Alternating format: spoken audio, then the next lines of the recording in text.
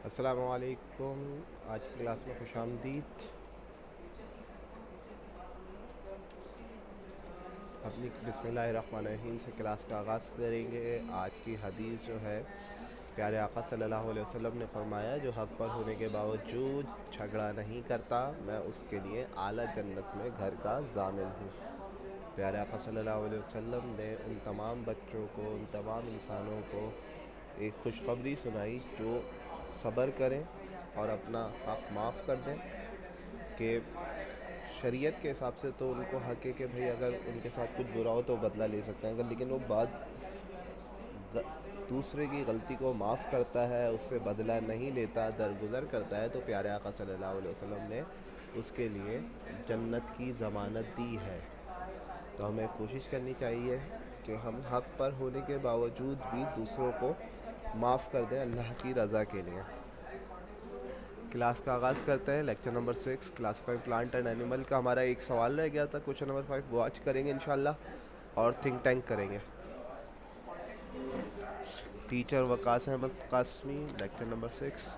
अच्छा, उम्मीद है तमाम बच्चों ने सवाल जवाब का पेज खोल लिया होगा और बाकी 4 क्वेश्चन आंसर आप लोगों ने कर लिए होंगे।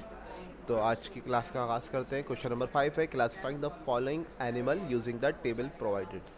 जो ये टेबल आपके पास प्रोवाइड की गई है उसके हिसाब से आपने इन एनिमल्स को क्लासिफाई करना है, जिसमें वर्टिब्रेट्स और इनवर्टिब्रेट्स हैं।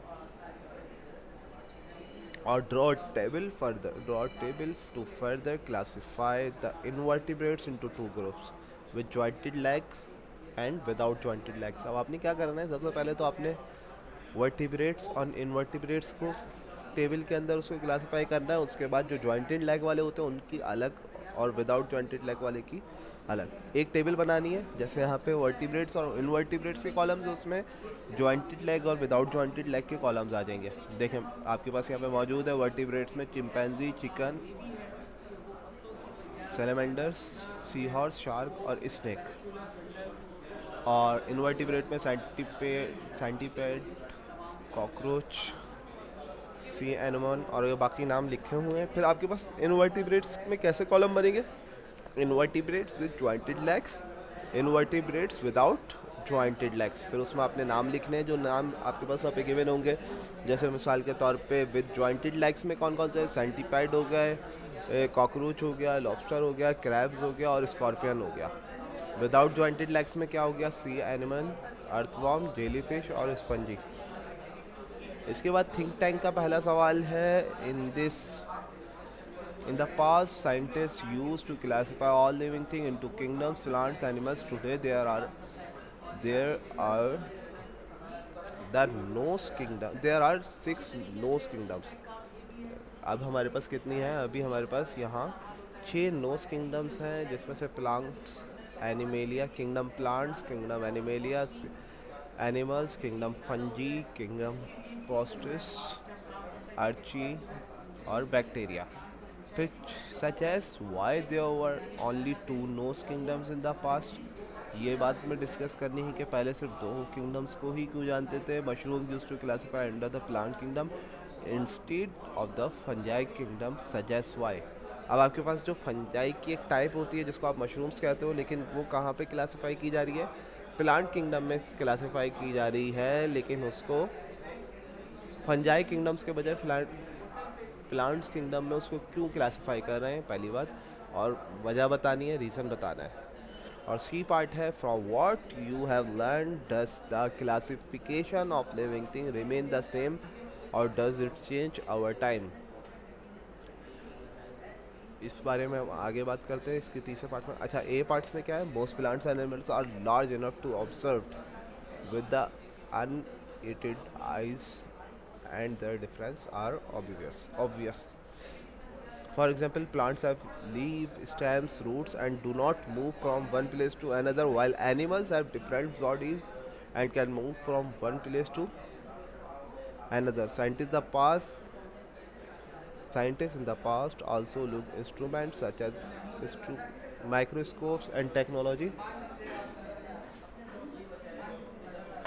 such as microscopes and technology to observe microorganisms such as bacteria and some fungi.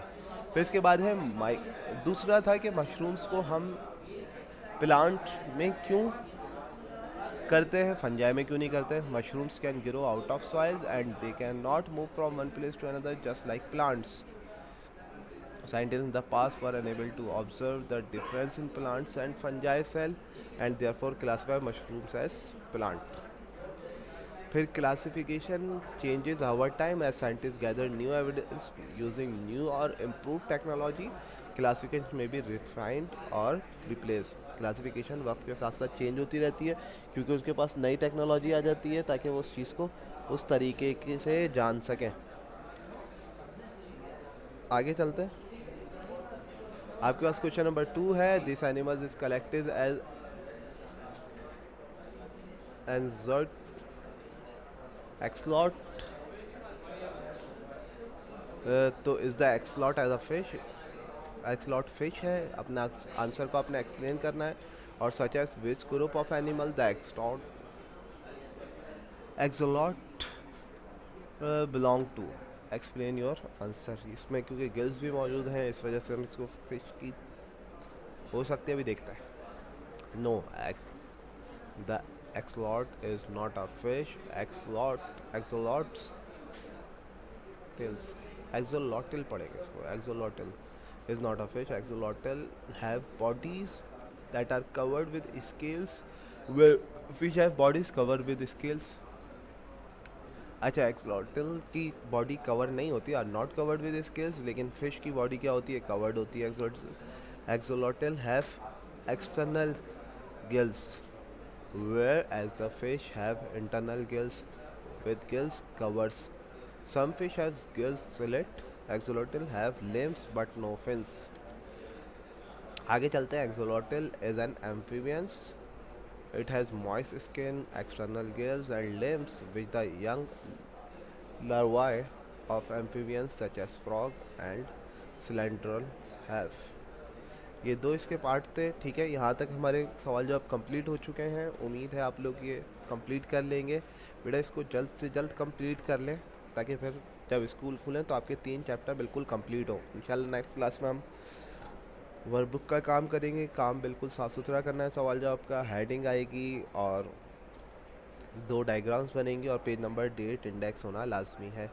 Next class तक के लिए अल्लाह हाफिज़।